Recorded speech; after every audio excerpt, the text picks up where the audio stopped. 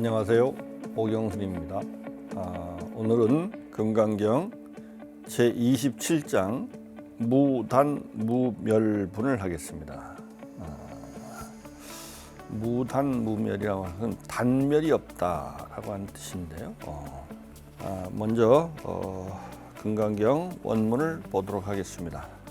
수보리 여약작신염 열애 불이구족상고 득안욕따라 삼약삼보리. 수보리야, 너는 이와 같은 생각을 한다면, 어떤 생각이냐면 열애가 상을 구족하지 않았기 때문에 안욕따라 삼약삼보리를 얻었다고 내가 생각한다면, 수보리 막작신염 열애 불이구족상고 득안욕따라 삼약삼보리. 수보리야, 그런 생각하지 말라. 막작신염하라. 열애가 상을 구족하지 않았기 때문에 안욕따라 삼약삼보리를 얻었다고 생각하지 말라. 수보리 여약작신염 발안욕따라 삼약삼보리자.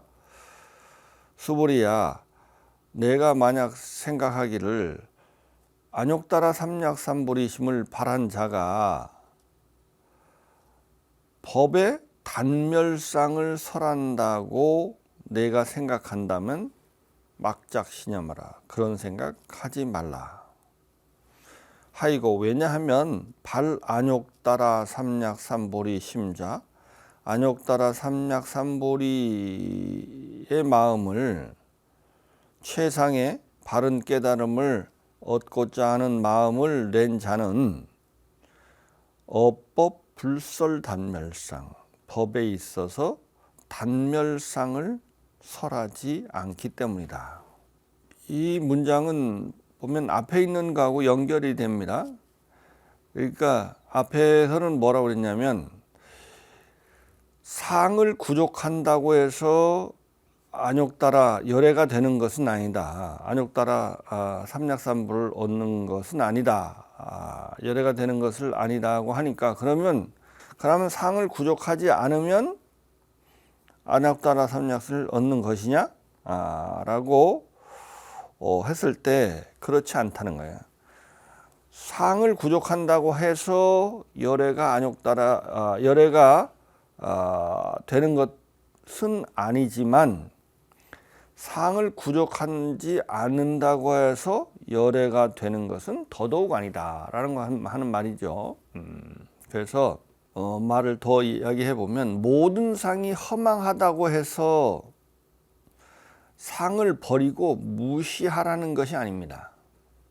우리의 사바세계는, 부처님의 가르침에 의하면 우리의 사바세계는 모두 유의법이고, 나와 세계가 유의법이고, 그래서 다 허망하다라고 해서 나와 세계를 버려라 라고 말하는 것은 아닙니다. 버리고 무시하라는 것이 아닙니다.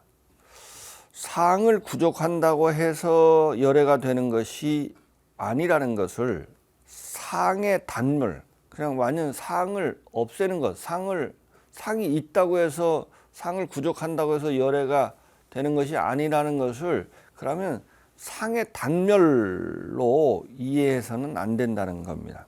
특히 열애는 진여법신을 증득하였기 때문에 중생을 이익해 하는 무르의 완전한 공덕을 갖추고 구족하였기 때문에, 그 열애는 30위상 80동호 등 수많은 공덕상을 구족하고 있습니다. 상을 구족한다고 열애인 것은 아니지만, 부처님은 무수한 구족한 상을, 공덕상을 구족하고 있습니다. 그러니까 부처님 말고도 그 세상에는 덕이 뛰어난 사람이 있죠. 그래서 귀인의 상호를 가지고 그 공덕이 뛰어난 사람이 있습니다. 공덕이 있다고 해서 부처님이 되는 건 아니지만, 그러면 공덕이 없으면, 공덕상이 없으면 부처님이 되는 것이냐? 그것은 더더욱 아니라는 거죠. 그래서 공덕을 구족한다고 해서 부처님인 건 아니지만, 공덕이 부처님한테 있는 것은 너무나 분명한 사실이에요. 그래서 상의 실상인, 모든 상은 허상이죠.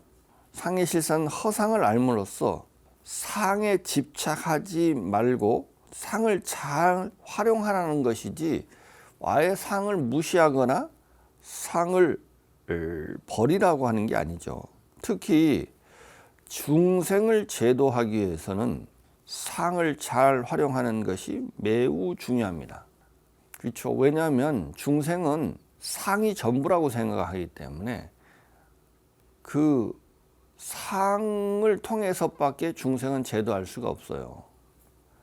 그렇기 때문에 상이 굉장히 중요한 겁니다. 그 허상이라고 하는 것이 또 일반적으로 금강경을 잘못 이해하면 그런 식으로 이해하는 경우가 많기 때문에 지금 그런 것을 경계하고 있는 겁니다.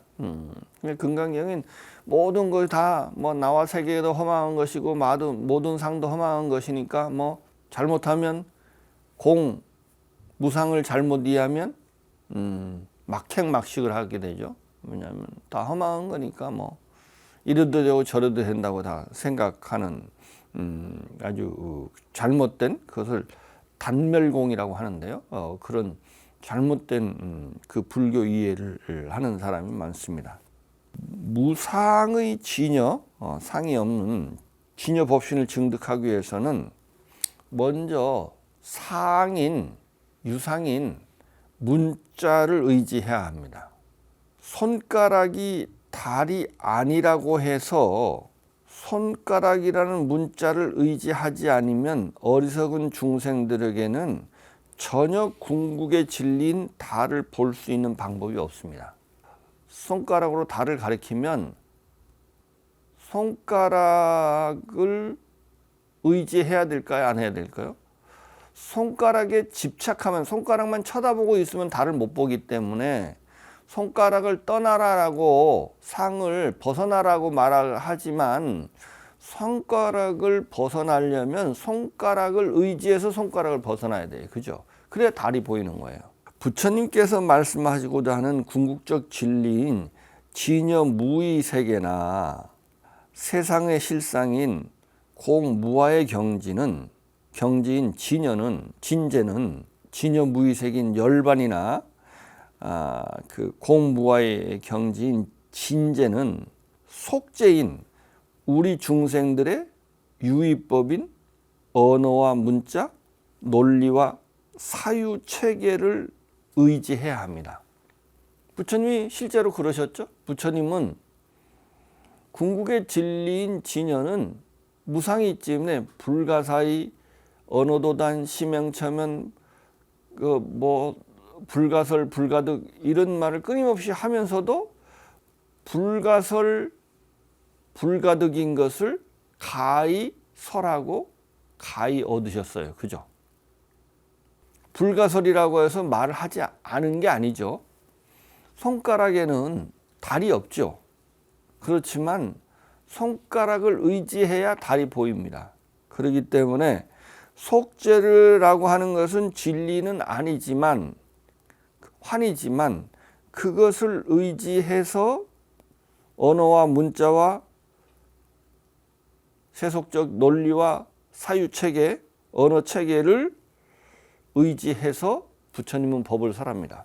그렇기 때문에 불교는 분명히 불림문자적 요소가 있어요. 왜냐하면 말할 수 없기 때문에, 말할 상이 없기 때문에 말을 할 수가 없어요. 그런 거 있지만, 그렇긴 하지만 불교만큼 말이 많은 종교도 없죠. 팔만대장경이 있습니다. 불교는 말할 수 없다면서 끊임없이 굉장히 논리적이고 분석적으로 말을 합니다. 그걸 통해서 중요한 건 뭘까요? 말에 갇히지 말라는 거예요. 말에 갇히지 말라. 말을 너무, 그러니까 경전을 보면 경전만 쳐다보고 있어요. 그죠? 글만 보고 있다고요. 그래, 글의 맥락만 따지고 있어요. 실상을 보려는 노력과 함께 경전을 봐야 되는데, 대부분 글 보는 사람은 글에 갇혀 있어요. 말에 갇혀 있어요. 불림 문자나 직진심 견성 성불이라고 하는 이 가르침을 단순히 문자인 상을 무시하거나 버리라는 의미로 해석해서는 절대 안 됩니다. 이제 선가에서 문자를 세우지 말하니까 경전을 보지 않는, 특히 한국 불교의 특징이, 특히 선불교에서, 특히 조선시대 때 보면 그 경전을 보지 않는 풍속이, 선방에서 경전을 보는 것을 약간 금기시하는 그런 풍토가 생겼어요. 그것은 불림 문자가 가지는 근본적인 의도하고는 전혀 사실은 상관이 없는 거예요. 그래서 한국 불교가 이렇게 쇠락한 가장 큰 이유 중에 하나이기도 합니다. 사실은 선종이 바람직하게 발달되려면 교학적 바탕이 없이는 바른 선종이 나올 수가 없습니다. 왜냐하면 언어와 문자를 의지하지 않으면 우리는 어떻게 될까요? 바로 부처를 볼까요? 중생이 될까요? 중생이 됩니다. 중생이 됩니다. 더 말하면 천박한 견해, 잘못된 견해에 사로잡힙니다. 그것을 깨닫지 못합니다. 그것을 고쳐주는 것이 경전인데, 우리는 경전을 안 보면 진리를 볼까요? 절대 그렇지 않습니다. 경전을 통해서 경전에라고 하는 언어나 문자에 갇히지 말라는 것이지, 경전 자체를 보지 말라는 의미로 불림 문자를 해석하거나 직지의심 견성성불을 이해해서는 절대 안 됩니다. 상인 문자의 허망함을 깨달아서 문자나 언어에 너무 얽매이거나 집착하지 말고 문자의 본질과 한계를 깨달아서 문자 너머에 있는 무상의 궁극적 진리를 보라는 것이죠. 사실은. 그죠? 문자는 허망한 것이긴 맞아요. 이상에 허망하지 않은 것이 있을까요? 뭐 선사들이 문자를 쓰지 않고 하늘 하고 방을 하고 무슨 눈을 깜빡이고, 그것은 상이 아닐까요? 다 상이에요. 어떤 거를 해도, 말을 하지 않아도 그게 또 상이에요. 그죠? 불림 문자는 문자일까요? 아닐까요? 문자죠. 착각을 하는 겁니다. 자기가 하는 것은 상이 아니고 남이 하는 것은 상이라고 하는 그런 착각을 하고 있는 겁니다. 그래서 이런 문자에 갇히지 말고 얽매이지 말고 집착하지 말고 그 문자의 한계나 본질을 뛰어넘어서 문자 너머에 있는, 손가락을 의지해서 손가락에서부터 시선이 떨어져야 달이 보이는 것이죠. 넘어서 있는 궁극의 진리인 무상이 궁극의 진리를 보라는 것이 불림 문자 또는 뭐 직지인심 견성성불의 의미죠. 문자의 본질과 한계를 정확하게 알고 있기 때문에, 어느 책에 그런 말이 있다. 선사들을 문자의, 말하자면 그 본질과 한계를 정확하고 있기 때문에 선사들을 문자를 가장 효율적으로 사용하는 언어의 마술사다. 뭐 누가 이런 말을 하던데, 이건 정확한 말입니다. 사실 문자가 가지는 한계와 문자가 가지고 있는 맹점을 알아야 문자를 잘 사용할 수 있습니다. 그죠? 문자에 갇히지 않고, 문자에 얽매이지 않고, 문자를 활용해서 문자의 너머에 있는 궁극의 진리를 설할 수가 있는 거죠. 그래서 그런 불림 문자라고 하는 것을, 문자를 세우지 말라는 걸 단순히 너무 단순하게 이해하면 안 됩니다. 또한 모든 상이 허망하다고 해서 절에서 불상을 모시거나 절을 장엄하는 불사의 가치나 의미를 무시하거나 부정해서는 안 됩니다.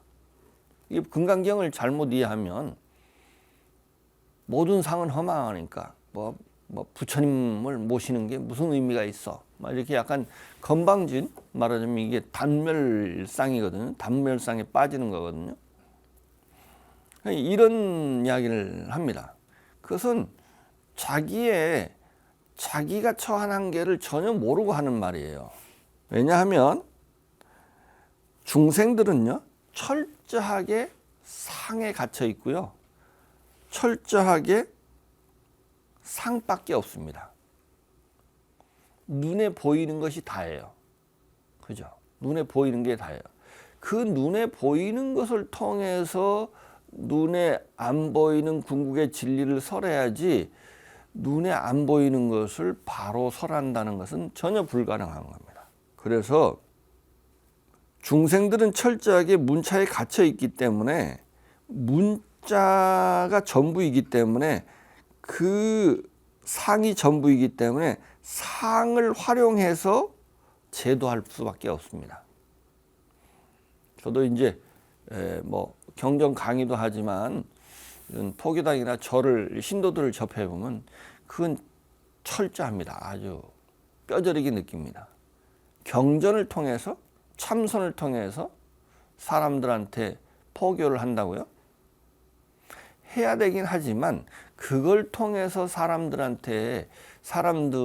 대중적인 그 대중들을 불교로 그 포섭한다는 것은, 유인한다는 것은 거의 말하면 100명에 1명, 1000명에 1명 정도밖에 안 됩니다. 그리고 제가 보면 신도들이 참선을 하거나 경전을 제가 가르쳐 보면 참선을 제대로 이해하는 사람들이 제 기억으로는 거의 없습니다. 진짜 참선을 제대로 이해한다면 궁극적인 그 인생에 대한 그 의문에 자기가 사로잡혀 있을 수 있다면 스님이 됐겠죠. 그것은 중생이 가지고 있는 한계입니다. 그죠? 제가제들의 한계입니다. 진짜 그 궁극적 인생의 진리가 그렇게도 사무치게 자기한테 문제가 된다면 스님이 되지 않을 수가 없습니다. 그죠?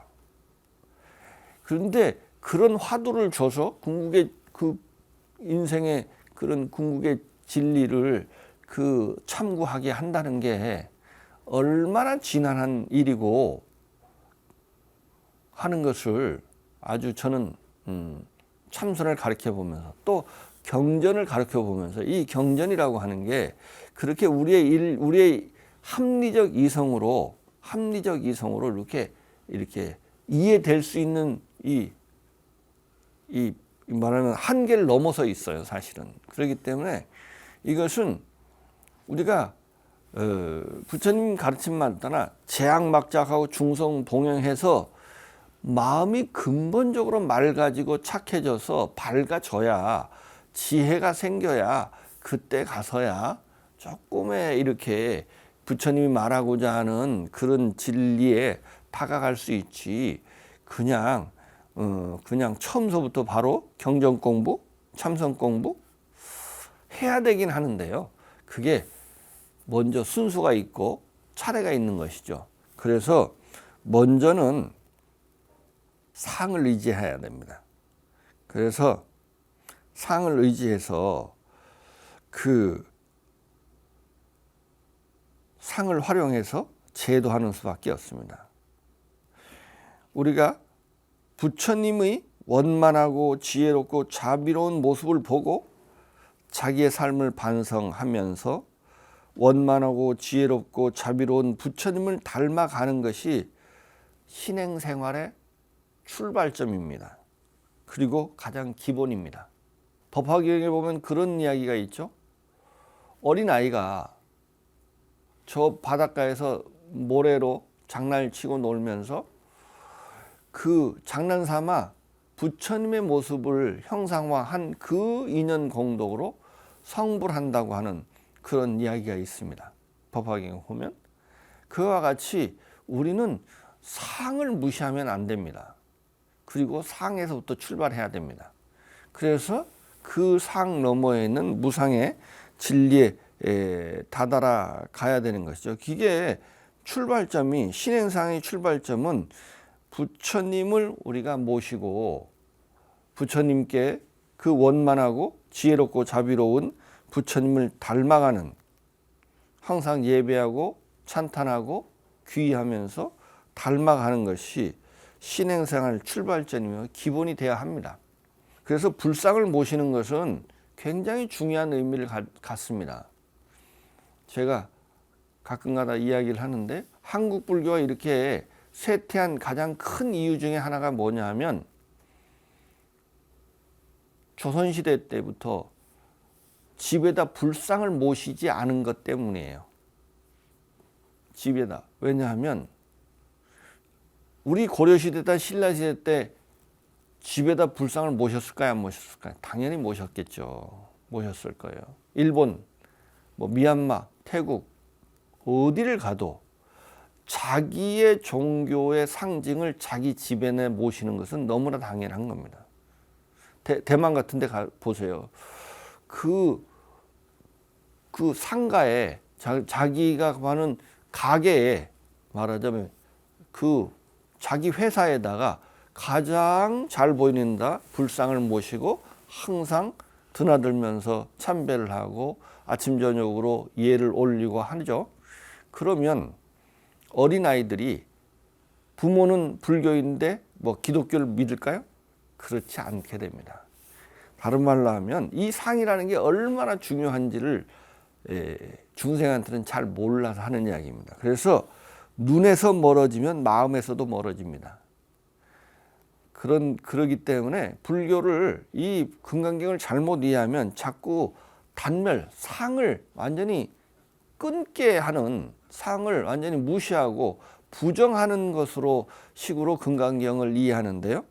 그래서 이 금강경은 상에 너무 집착하거나 상이 전부라고 생각하는 것이 문제이지, 상을 통해서, 바른 상을 통해서 그 상을 닮아가고 부처님의 직연이 나고 지혜가 생기고 자비로운 삶을 영위하는 것이, 그것이 신행생활의 기본이자 출발점일 수밖에 없겠죠. 우리는 그래서 특히 상을 구족하지 않음으로써 안욕따라 삼약선불을 얻을 수 있느냐고 부처님이 묻은 것은, 우리가 자꾸 상을 구족한다고 해서 부처가 되지 않는다고 해서 상을 구족하지 않으면 부처가 될 수 있냐? 그건 전혀 더더욱 아니죠. 그래서 자꾸 상의 허망함을 말하는 것을 상의 단멸로 이해해서는 안 된다고 하는 것이 27장의 첫 번째 그 메시지입니다. 두 번째 메시지는요, 일체법이 공하다고 하는 것은, 제가 항상 일체법이 공하다고 하는 것은 일체법이 전혀 존재하지 않는 것이라고 제가 항상 누누이 강조했습니다. 근데 그것이 제법이 단멸하다고 말하는 것이 아닌가 하는 의심을, 그런 식으로 공을 이해하는 것은 제법이 단멸하다고 말하는 것이 아닌가 하는 의심을 많은 분들이 하고, 그런 식으로 부처님 때부터, 부처님 당시부터 그것은 항상 불교 2600년 역사에서 언제나 있어 왔습니다. 근데 이 단멸과 불교에서 말하는 이것을 전혀 없는 것을 정멸이라고 하는 것에, 그것의 차이를 한번 설명해 보도록 하겠습니다. 먼저 단멸이라고 하는 것은요, 있던 존재가 없어지는 것을 단멸이라고 합니다. 있던 존재가 없어지는 것, 유가 무가 되는 것을 단멸이라고 합니다. 유에서 무가 되는 것은 전혀, 유와 무는 전혀 이렇게 그 어떤 연결고리가 전혀 없죠. 말하자면 삶과 죽음은 이게 완전히 삶의 단절이잖아요. 그러니까 유에 대해서 무는 유의 단절이거든요. 그래서 이 단멸이라고 하는 것은 있던 존재가 없어지는 걸 말합니다. 근데 불교에서 없다고 하는 것은 왜 단멸이 아니냐면 불교에서 주장하는 일체법이 공함으로 일체법이 전혀 존재하지 않는다는 것은 일체법이 본래 존재하지 않았는데, 절제법이 존재하지 않았는데 존재한다는 착각이 있다는 것입니다.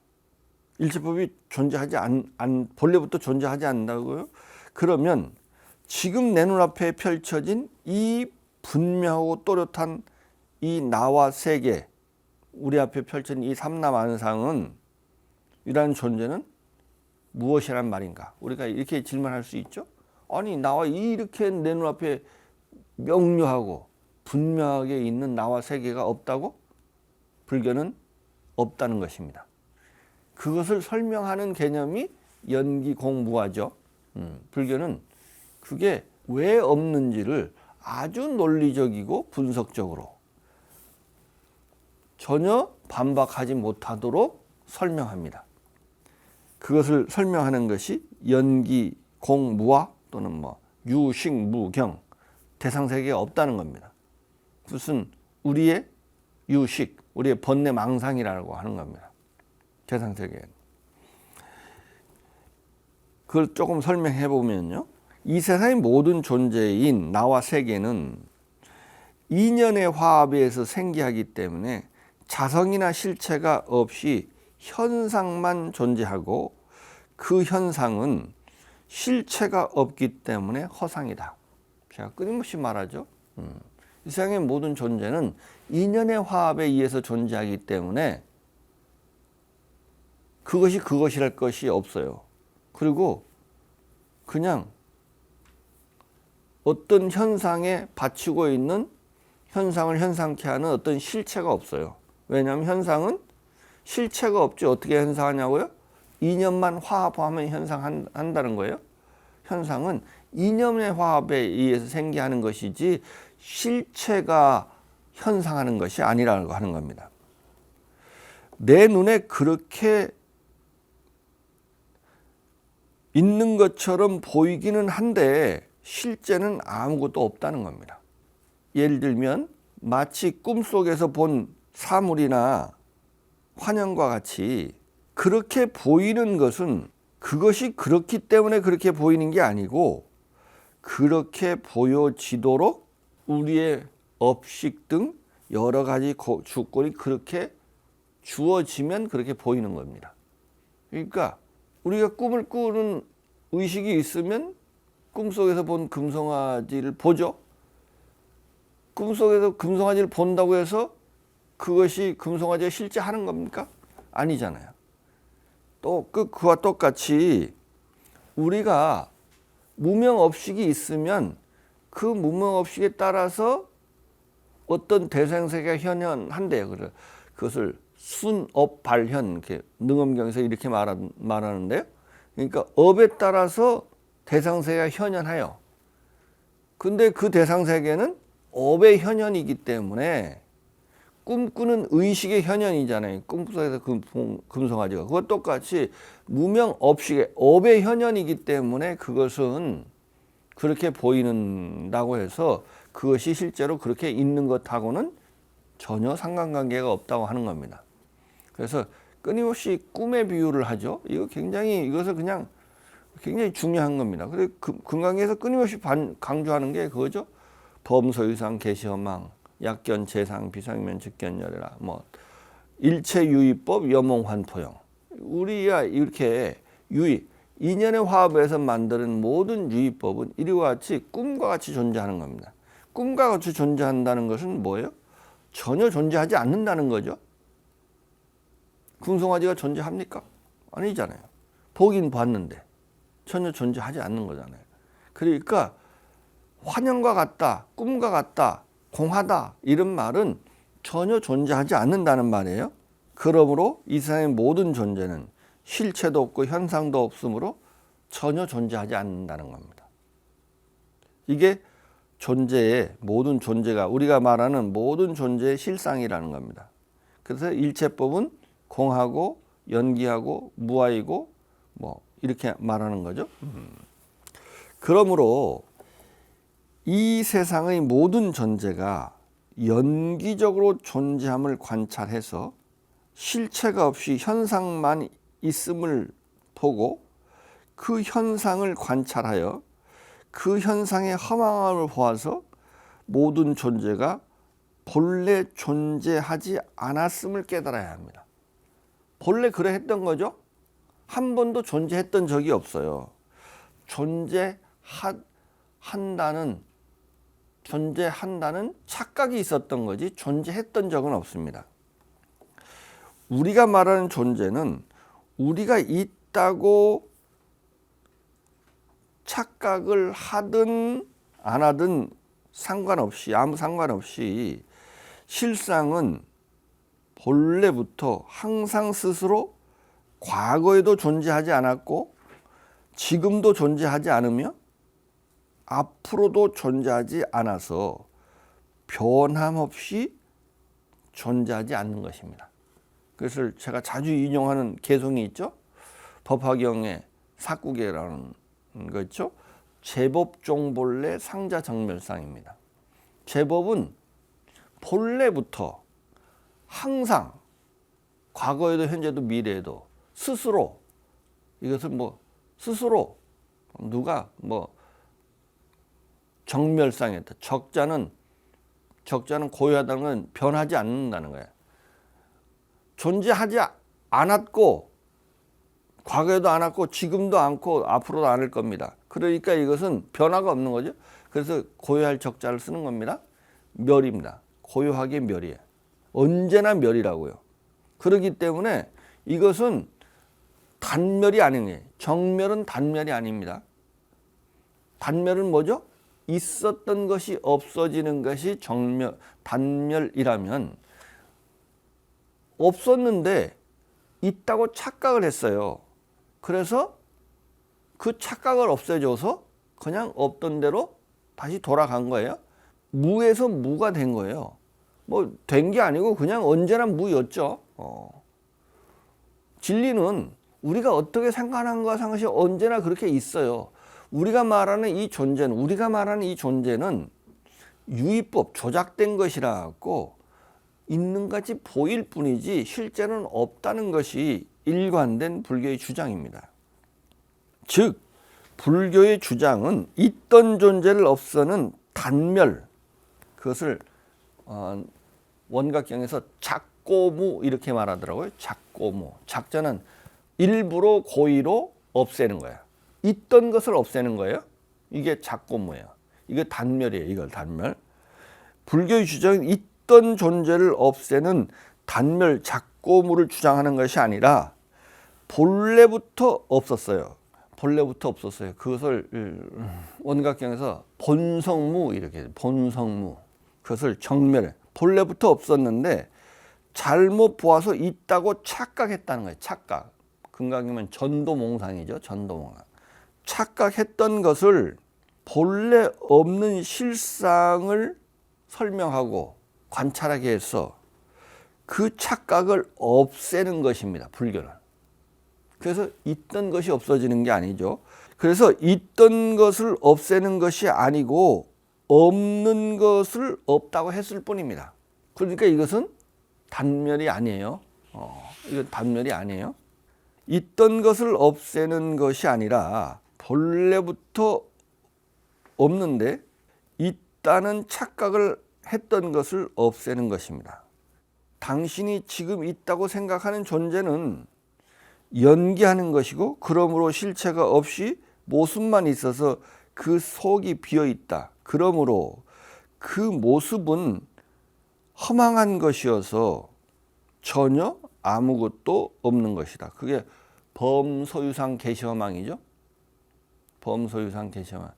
네가 보이는 이 삼라만상 나와 세계는 이게 다 모습인데 이것은 다 허망하다. 허망하다는 것은 전혀 없는 거예요. 전혀 없는 거예요. 그러므로 착각만 없으면 공이랄 것도 없어요. 왜 공이라고 말할까요? 없는 건 없다고 말할 수가 없어요. 왜냐하면 착각이 있을 때만 공이란 말을 하는 거예요. 그죠? 착각이 없으면 공이랄 것도 없어요. 그 뭐 경제에 나온 유명한 말이에요, 이게. 그 착각만 없으면 공이랄 것도 없습니다. 즉, 공은요, 절대적 진리가 아닙니다. 어떤 경우에만 필요한 말이에요. 왜냐면 그 전도몽상, 그 착각이 있을 때만 필요한 말이에요. 그래서 인연서색볼, 아설즉시공, 즉위시 가명, 역시 중도, 이런 말인데, 인연의 화합에서 생겨선 나는 그걸 공이라고 말한다. 그 공은 가명이다. 가짜 이름이다. 임시 이름이라는 거야. 왜냐하면 공은 어떤 경우에만 필요한 말이에요. 근데 우리 중생들한테 꼭 필요한 거예요. 왜 그래요? 우리는 없는데 있다는 착각을 하고 있잖아요. 그러니까 그 착각을 없애기 위해서는 이 공이라는 말이 반드시 필요한 말이에요. 근데 이 착각만 없으면 공이랄 것도 없다는 거예요. 즉 공은 절대적 진리가 아닙니다. 어떤 경우에도 맞는 것이 아니에요. 그래서 그 공을, 그래서 이것을 중도라고 해요. 중도라고 하는 거예요. 그런데 존재에 대한 집착이 강한 대부분의 우리 중생들에게는 공을 단멸로 이해하거나, 있는 걸 자꾸 없다고 그러네? 단멸로 이해하거나, 안 그러면 없다는 것이 도저히 이해 안 되니까 유로 이해하거나, 유는 아닌 것 같아. 그러니까 유도 아니고 무도 아니라는 애매한 태도를 취합니다. 대부분 이렇게 애매한 태도를 취하거나 그럽니다. 그런데 제가 누누이 강조하듯이 있지도 않은 나와 세계가 있다고 하는 전도몽상에 빠져 있는 중생들에게만 공이라는 약이 필요하며, 그때 이 공은 있다는 착각을 없애줘야 하므로 반드시 무로 이해해야 하며 다른 식으로 해석해서는 안 됩니다. 경전에 그러고 있잖아요. 공중 무생 무수상행식 무아니비설신. 무아니비설신이가 뭔지 아세요? 아니비설신이라는 것은 나를 구성하는 6개의 감각기관이죠. 뿐만 아니라 나예요. 나의 구성 요소예요. 무아니비설신, 내가 없다는 거예요. 나를 구성하는 요소도 없고 나도 없다는 거예요. 무색성량 미척법. 색상 저 대상 세계죠. 대상 세계를 구성하는 요소일 뿐만 아니라 대상 세계 자체도 없다는 겁니다. 아니 그 반야신경에서 이렇게 분명하게 이야기하는데도 끊임없이 공은 무가 아니라고 주장하려고 하는 사람들이 뭐 불교 학자들도 그렇고 스님들도 그렇고 제가자들도 그렇고 끊임없이 공은 무가 아니라고 주장하는, 이렇게 없다고, 나도 없을 뿐만 나를 구성하는 요소도 없고 세상도 없을 뿐만 세상을 구성하는 요소도 없다고 끊임없이 금강경에서 반야심에서 끝까지 말하는 게 그건데, 그렇게 이해하고 싶어 하지 않는 것 같습니다. 근데 이 공이나 무아라고 하는 것은 중생들한테는 심정적 거부하는 게 있기 때문에 그런 이해를 하는 것은 어떻게 보면 이해될 수도 있는 겁니다.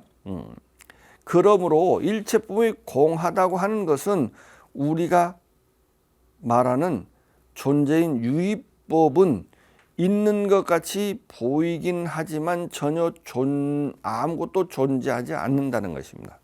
그러므로 그렇다고 해서 무의법도 없다는 거 말하는 것은 아닙니다. 유의법이 없단 말이지, 조작된 게 없단 말이지, 조작되지 않은 것, 만들어지지 않은 것, 그것을 저 앞에서 7장인가 무의법이라는 말이 나오는데요. 그것을 무의법을 이걸 열애, 여기서 저 앞에 장에서 법신, 법성, 진여 이렇게 말하는데, 이것이 없다고 말하는 것은 아닙니다.